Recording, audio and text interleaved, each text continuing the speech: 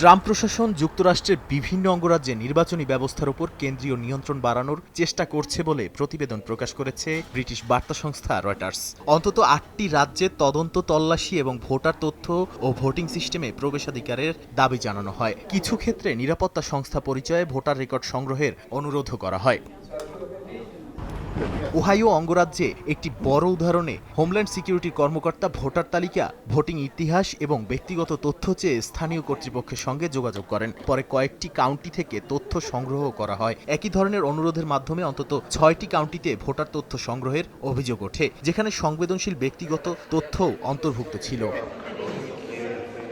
Colorado এবং মিসৌরিতে voting মেশিনে প্রবেশাধিকারের চেষ্টা এবং নির্বাচনী নথি যাচাইয়ের ঘটনাও সামনে আসে। কিছু ক্ষেত্রে ডমিনিয়ন ভোটিং সিস্টেমের মেশিনে অ্যাক্সেস চাওয়া হয়, যা স্থানীয় কর্মকর্তারা আইনগত কারণে প্রত্যাখ্যান করেন। একই সময় বিচার বিভাগ ও হোমল্যান্ড সিকিউরিটির বিভিন্ন ইউনিট ভোটার রোল যাচাই ও তদন্ত বাড়ায়। এই উদ্যোগকে কেন্দ্র করে রাজ্য ও ফেডারেল সরকারের মধ্যে সাংবিধানিক ক্ষমতার লড়াই আরও তীব্র হয়েছে। কয়েকটি অঙ্গরাজ্য ভোটার তথ্য দিতে অস্বীকৃতি জানিয়ে আদালতের শরণাপন্ন হয়েছে। অন্যদিকে ট্রাম্প প্রশাসন দাবি করছে এসব পদক্ষেপের উদ্দেশ্য ভোটার তালিকা থেকে অবৈধ এন্ট্রি ও অননুমোদিত ভোটার চিহ্নিত করা। তাই আসন্ন নির্বাচনের আগে মার্কিন নির্বাচন ব্যবস্থাকে ঘিরে আস্থার সংকট আরও গভীর হচ্ছে। নাদিম মারজান, সময় সংবাদ।